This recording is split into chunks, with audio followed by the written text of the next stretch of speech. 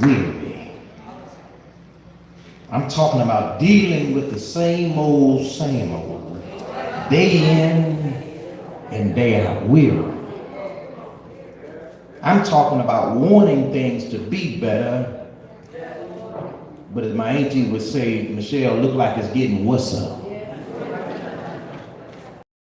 Weary. I'm talking about knowing that every generation should be getting better, Brother Spencer, than the one before, but it looks like they're getting not better, but worse. Weary.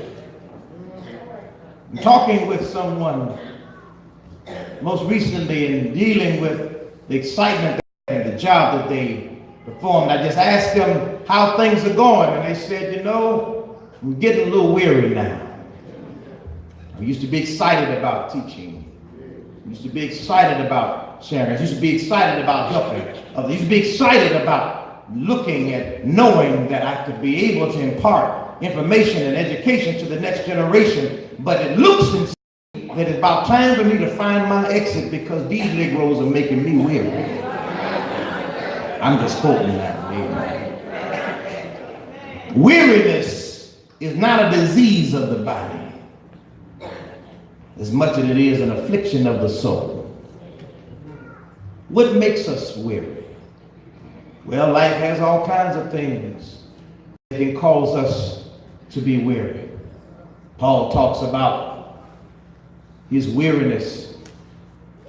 Many of his arguments that he gives, particularly his theses in Romans, and talks about the challenges of sinful flesh and the challenges of afflictions of the body and the challenges of afflictions of the soul. There are things in life that can wear you down.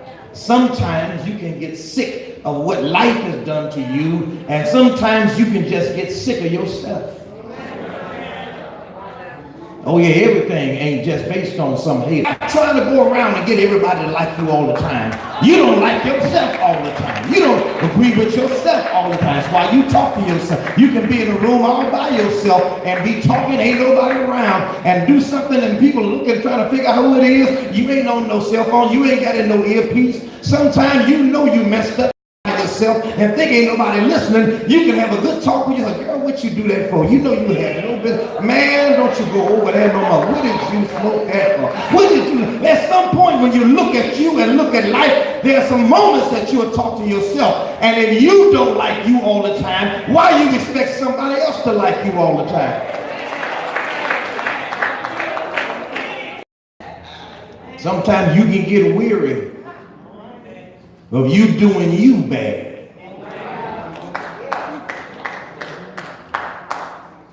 It's bad enough when life is doing you, but it's even worse sometimes when you're doing things to yourself. But then again, you can get you depend on those who are supposed to provide for you, take care of you, open doors for you, have opportunities to do the kinds of things that they took a pledge and oath of office to do, and even people you look to for help and hope and healing don't come through. But let's say to you, the government did not promise to give power to the faint. Our world government doesn't give power to the faint. We give power to those who already got power.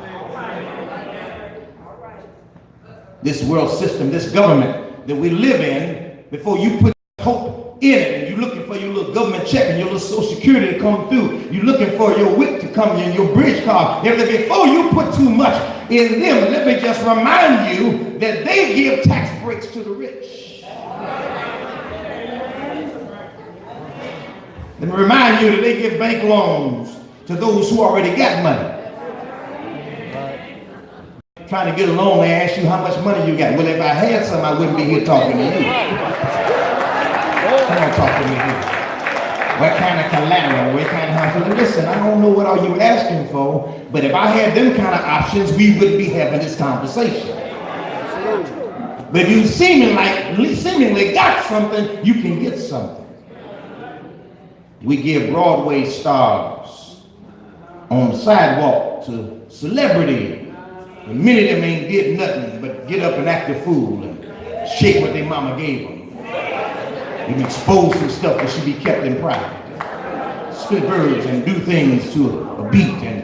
And we can't seemingly pay teachers who have taught students for years and years, but all you got to be able to do is get up and put a fool on television with a mic in your hand, or put a basketball or football or baseball, and you can get millions of dollars.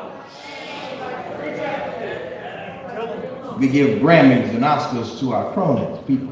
Spike Lee wondered why it took so long to be able to get a degree, and he jumping up in Sam Jackson's arm, because there's some old white men behind the scenes doing the voting, and they give power to the people who they like, not what you like.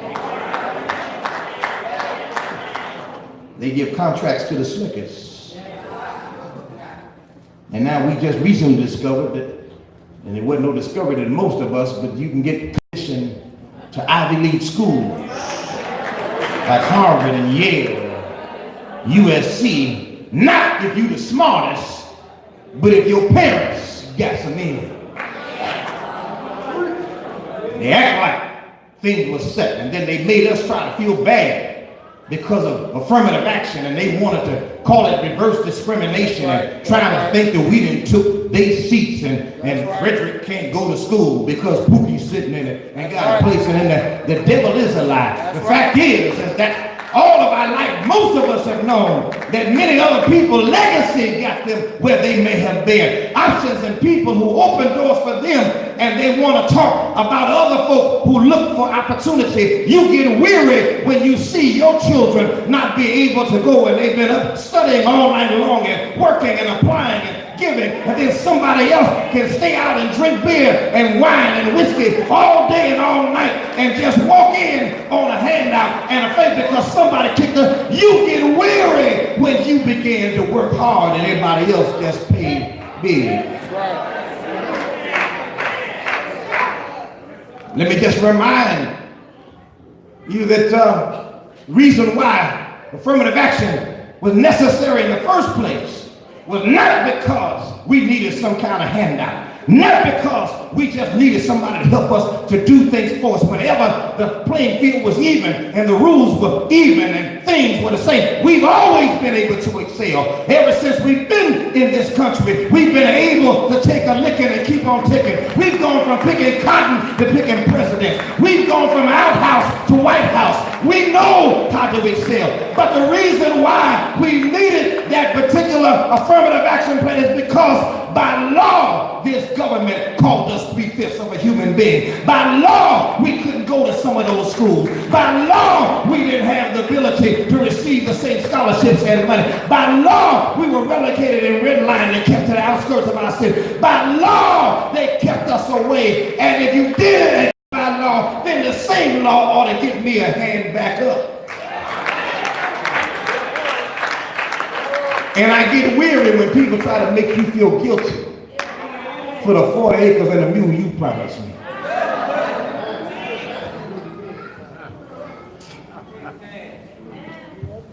I get weary when I see us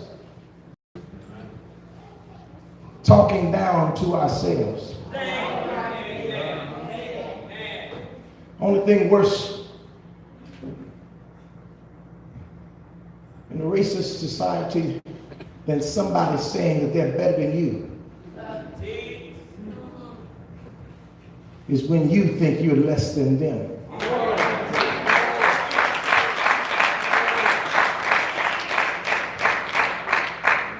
And it's even worse when you begin to look at other people, whoever they might be, and think that just because you 2 steps ahead of them, that all of a sudden you have arrived. I don't know what has happened to our people when we get to the place where now we get a key to the executive washroom, when we get to the place where we then move from the basement to the 22nd floor some kind of way, when we get to the place when we got, platinum cards and not bridge cards, that we have the right to look with our nose down on somebody else. But you better be careful on your way up. Because you're going to see some of them same people on your way back down. And I get weary when our money seemingly cannot stay in our own community more than 6 hours and other people can keep it 6 months.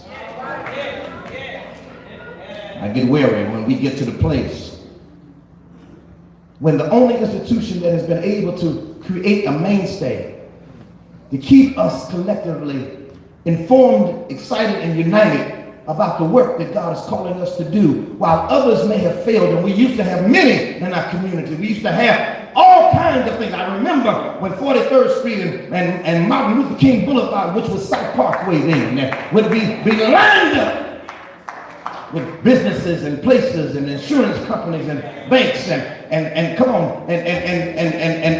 stores and places where we built with our own hands. Lake Meadows, Drexel Bank, and Supreme Life.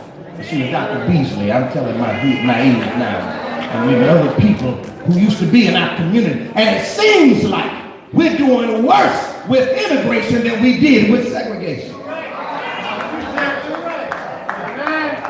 When we didn't have no option but each other, we seemed to do better. But now we done moved out to country club hills. Now we've gone and we moved outside. We didn't go from the front porch to the backyard deck. The front porch, you knew everybody in the neighborhood. You can wave, you can watch everybody's children. In the front porch, Miss Lucy could be able to look out and see where her children were. On the front porch, Miss Mac could look out and tell everybody's business and come and tell you who was sleeping with who and who was walking next to what. But now, you in the back deck, you can't see nothing, don't know nothing, been living next to people and don't even know their name. I get weary when I see us trying to act like people who God gave us the ability to show how to live. We were the ones that raised our children and other folks' children too. We were the ones when they took our families and split us from people that we knew and loved. We were able to have a big daddy. And we were the ones that when we built up our faith, we could come to church, and church was our anchor and our hope. When you walked into a city, when you met somebody, first thing you'd ask them is, what's your name and who your people and what church do you go to? Now we got youngsters who proud that they don't go to church. They brag on the fact that they don't have no faith.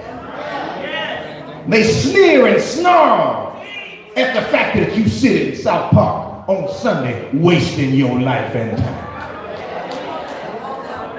I get weary when those same ones who snarl and sneer at you are the same ones that will tell the pastor to pray for me when something happens. Tell them, can they come get me out of jail? Can they come help me? Come pray in the house. Those same people, that's why you got to be careful of not turning your back on people who don't know no better. I wish I had time to tell you all my weariness. The Lord knows when I look and see some of the stuff that's happening today. Recently looking at how it was, they just recently last week banned guns in New Zealand. Assault rifles. After one mass shooting. We've lost hundreds of lives of children and people over many incidents, not just in the streets, but in houses of worship. Not just Arab Muslim churches, but Jewish synagogues in Philadelphia. If you ain't safe in Mr. Rogers' neighborhood, something wrong. Black churches in Bible class. My friend Pinkney shot down other places, and people are carrying now to school little children guns like we pack lunches. And I'm talking to somebody when I got down and we were just sharing as they were getting me something to eat, and they were saying, asked me where I was from. I told them where I was. I said, but Chicago's home. She said, I love this city. I just wish that this violence would go away. She said, I love this city. She was a person from another culture even. She said, but she says, I'm just afraid of the violence that I have to continue to live with. And the truth is that violence happens everywhere and in many places, and sometimes we heighten certain things in certain places for certain people for a purpose and a reason, which I ain't going into today. But I said to her, at some place, let me ask the question, what makes you feel secure? What is it that makes you not so fearful? She said, well, I'm scared to carry a gun, and I have to walk around with other people, you know, in order to go where I go. And I said, well, let me ask you this question. Do you know the Lord?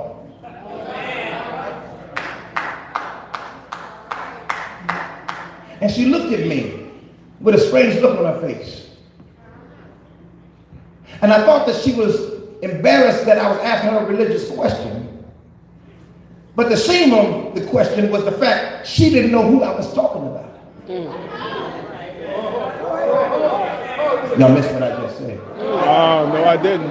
I said the shame of it also, the cow, was when I asked her did she know the law. She did not even know who I was referring to.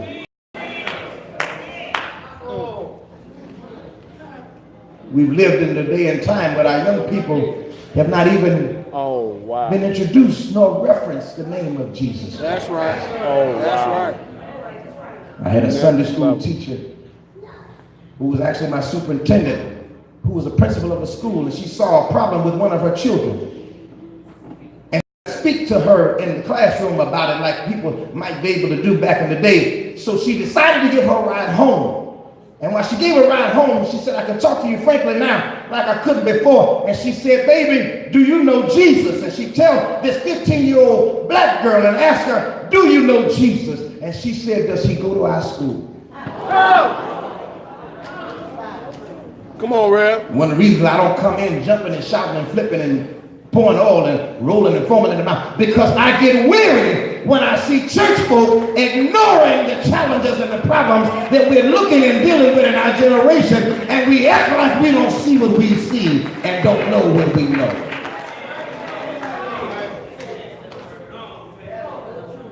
I get weary. Come on, Rev. When I look and be able to understand, and let me just,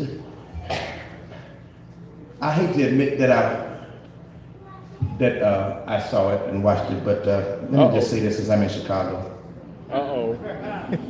First of all, if I could have got to him, I would have told Brother R. Kelly, don't go on that TV show.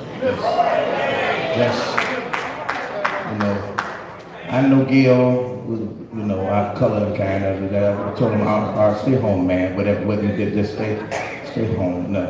And listen, Lord knows, you know, I hate to see the emasculation of what happens to our black men. That happens publicly. I'm not making a statement about whether he did or didn't, or whether he was, you know, I mean, all the kind of stuff. Saturday Night Live does a better job than I ever could to try to make fun of light and stuff like that. But here's what makes me weary. At the same time, where he's being judged by every journalist or wannabe journalist across television, we've got thousands of Catholic priests that have been abusing our children. Day in and day out, and they just pass from one place to another, and never demonized, never lifted up, never treated the same kind of way, taking advantage of abuse for many years, and never given to the same scrutiny that we give our Kelly. If it's bad for Michael Jackson, it's bad for Cardinal Jackson. We got to stop allowing people to make black men the poster child of what abuse looks like. That's what I'm talking about. Yes, sir. Yes, sir. Yes, sir. And we allow people to beat down. Yes, sir. Folk, and we're the first ones to demonize them and give others a pass. It's enough to make you weary. That's right. And then sometimes you get weary when you know that God not only orders your steps, but he numbers them too. Yeah.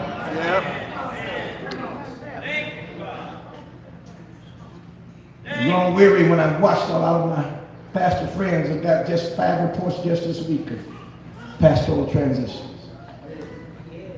People who are moving off the scene, those who have done their work in the heat of the day, and that's why I'm so grateful every day God allows and blesses my pastor, Pastor Williams, to live another day. You want to thank God for the day God gives you, and thank God, amen. Even if you got more days behind you than you got in front of you, every day is a miracle, every day is a blessing, and every day matters because God is good even on a bad day.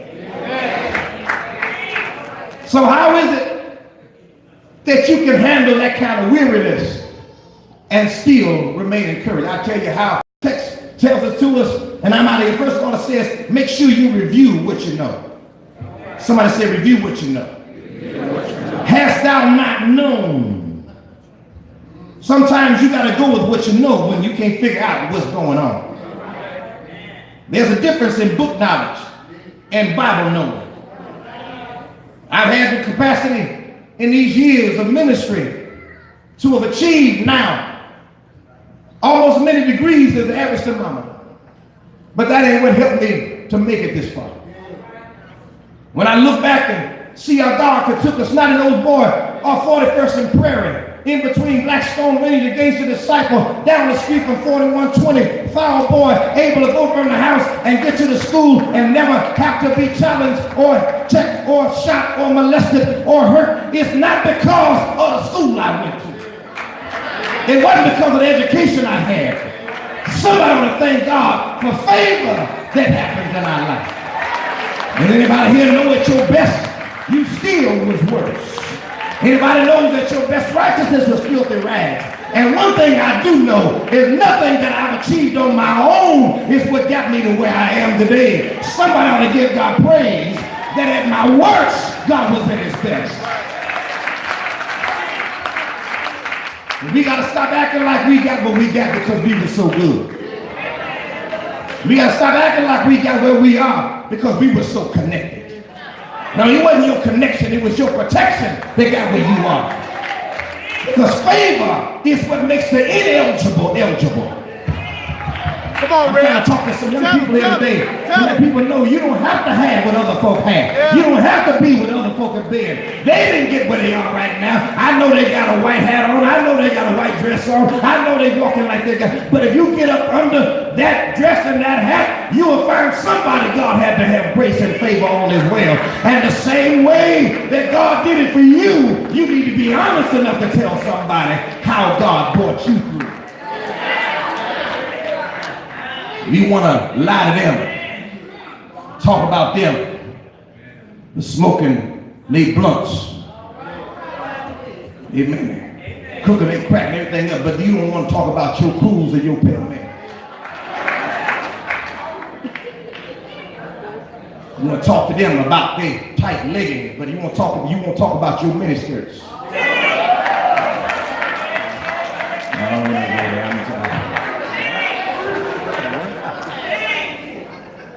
Listen, the only reason why you consider twerking a sin is because you can't bounce like that no more. But when you could, we had different names for it. I won't call them out, but we had some twerking dancers in our day. Come on here, we took us and listen. We get on the look at Soul Train and try to figure out whatever they did. But the fact is that we've got to stop demonizing people for their youthfulness when the truth of the matter is all of us by the grace of God. We're not amazing. Here's what I know. I know that when I got to the places in my life when I could not help myself, here's what I do know. Only God could have saved me. And I know I got about 75 people in this house that will testify with me that if it had not been the Lord who was on my side. That's the reason why when I get weary, I got to review what I know. Bible says that facts say some things, but you got to go by what faith says. Fact says that I got cancer, but faith says by his stripes I can't be made whole. Fact says I ain't got no money in the bank and I'm broken at the Ten Commandments. But faith says, my God can supply. I wish I had some people who talk about faith. All my needs, according to his riches. The facts might say that I don't have what I want, but faith says he will supply. That's why I got to go with what I know. Paul says, I know I pass from death into life. Paul says, I know in whom I have believed. And I'm persuaded that he's able to keep my deposit I've given to him against that day.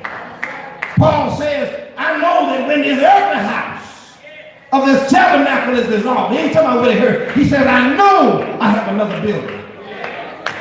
Jesus, in the words of Job, said, I know my Redeemer lives. Can't you hear our elders and our ancestors?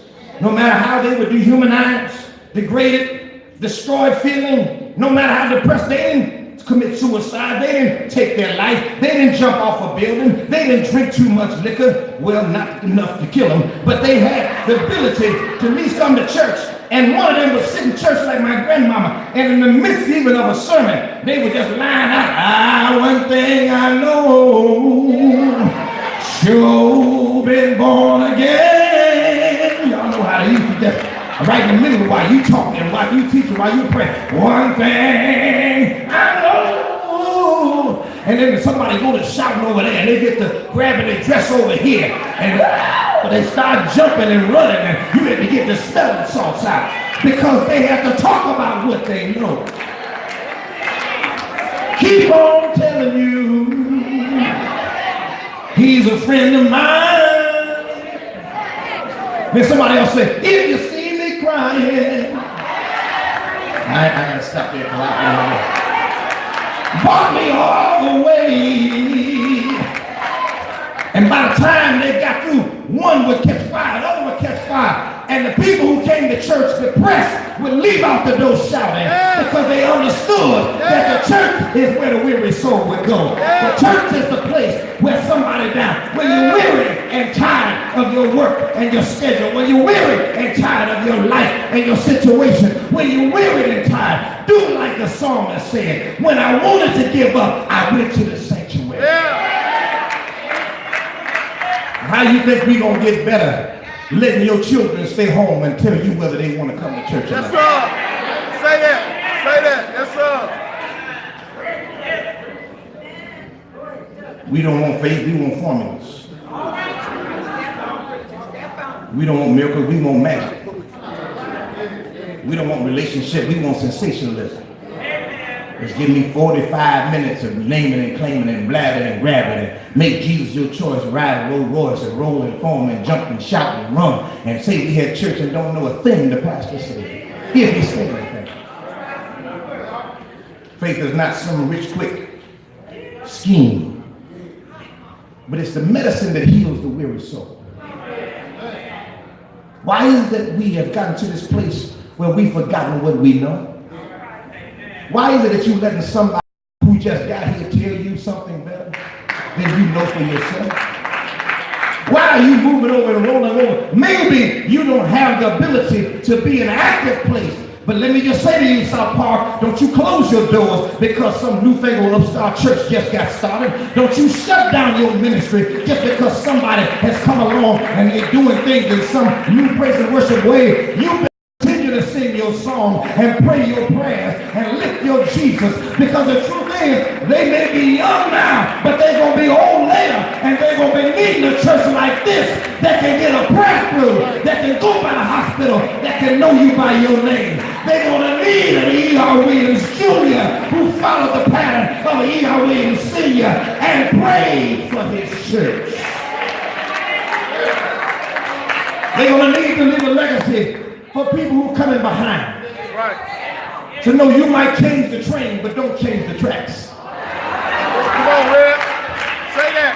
I said you can change the train, but don't change the tracks. Yeah. You got to know what you know. Look at your neighbor and say, I know what I know. I know what I know. When you get weary in life, let me just say to you, you got to know what you know. But not only that, but you got to rehearse what you heard. Hast thou not known? Hast thou not heard? A lot of people are weary because of what and who they've been listening to.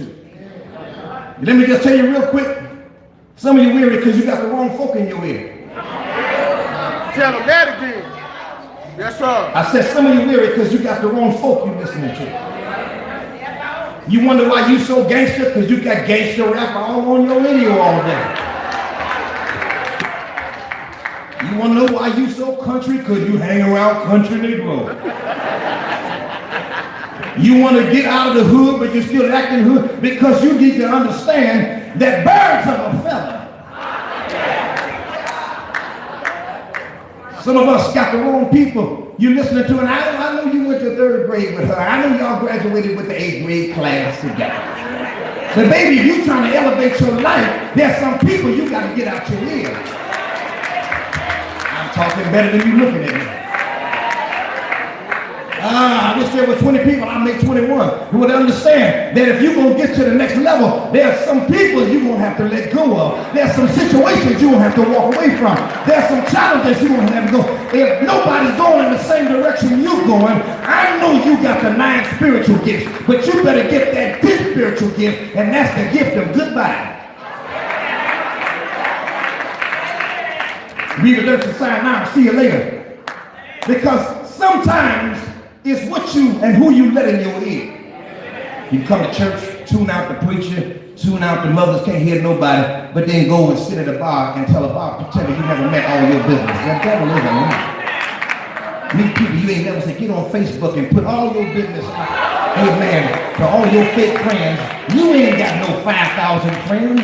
You got 5,000 people looking at you and know everything you're doing and every place you're going and every place you're eating and everything you're doing. And you better hope one of them don't know your address, because every time they see you out there doing what they're doing, they about to break in your house, they about to move in your house. You better stop thinking just because you didn't get no likes that nobody liked you. Listen, I like myself. I don't need nobody to like me. I don't need no fake phony friends. If I need a date, I'll date myself.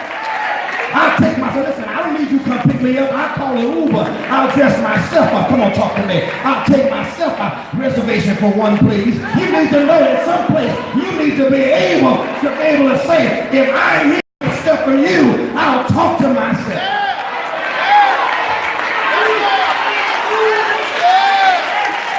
I tell my daughter, if they ain't treating you right, I used to keep a little money in her pocket. I said, baby, you don't even need that. Amen. Right now, all you need to know is that you don't need nobody to reward you for something you should already know. Yes, sir. Yes, sir. You ain't got to reward nobody with it because you heard them say you fine.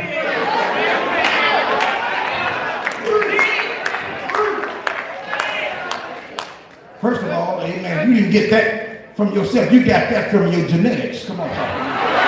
You owe your ancestors. Come on, stop taking credit for stuff you ain't did and something you don't know. And more than that, the fact is, you got to stop rewarding people for things that they don't need to be telling you first. Just think of having good eyesight, 20/20 vision, and going about your business. You got to know, watch this, hearing is connected to speaking. And I'm turning the corner, I'm done. I said hearing is connected to speaking. If a person ain't talking right,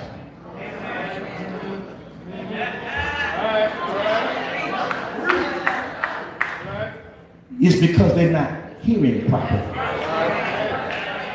If a person has speech problems, audiology, they don't go look in their mouth. They stick something down in their ear. And the reason why you got people in your life who are not talking right to you is because they don't hear from God who you are. They don't hear from the right sources who you're supposed to be. They're not lifting you. The reason why they can call you garden tools and dog names is because at some point they're calling you what they heard, but the problem is you need to start hearing better. Not what they said about you, is what you was answering to and what you saying about yourself. It's amazing to me how we get to the place where God tells you something and then you let people untell you. Isaiah 40 represents a chapter Well, for 39 years, 39 chapters, Isaiah is a miniature book of the replica of the Bible. 66 chapters representing 66 books. 39 Old Testament. Come on, Sunday school people, help me here. 27 New Testament.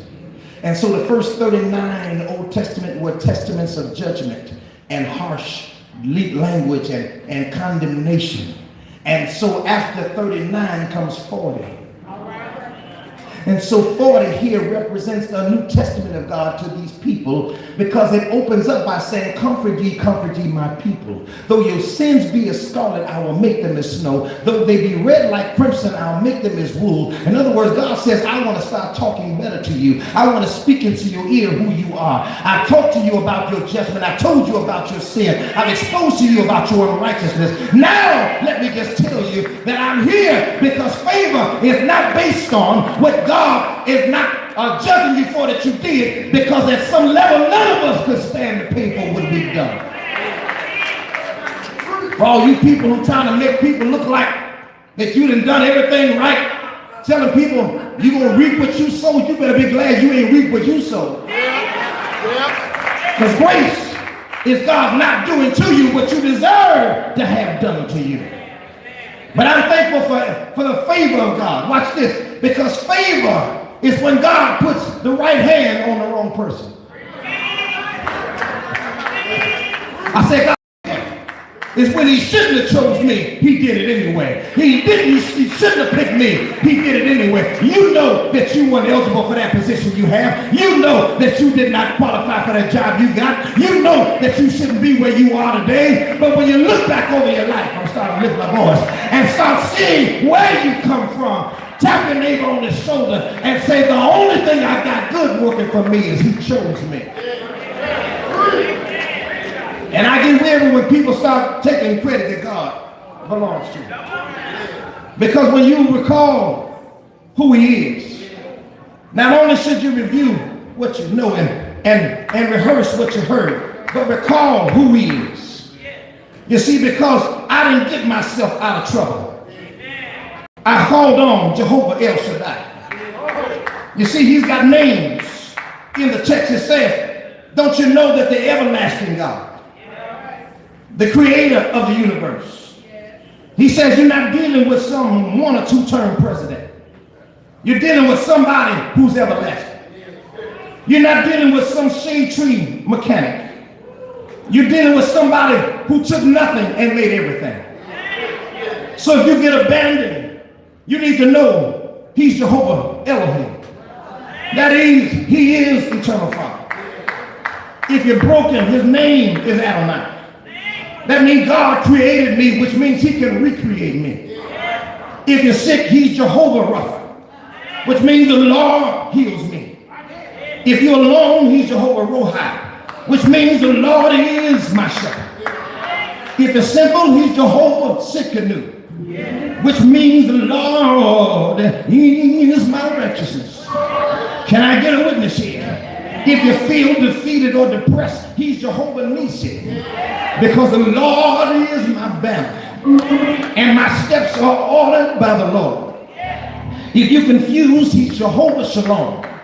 He's the Lord my peace, which means you can hold your peace and let the Lord fight your battles. Because when you're weary, you do some things you shouldn't do. And you say some things you shouldn't say. And you go places you shouldn't go.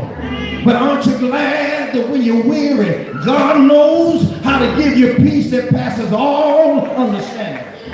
And if you're broke, he's Jehovah Jireh. That is, I got a God that can provide for your needs. Shake somebody's hand and say, call on his name. Whatever you need from God. If you're pitiful, his name is wonderful. If you're in court, his name is counselor. If you're weak, his name is mighty God. If you're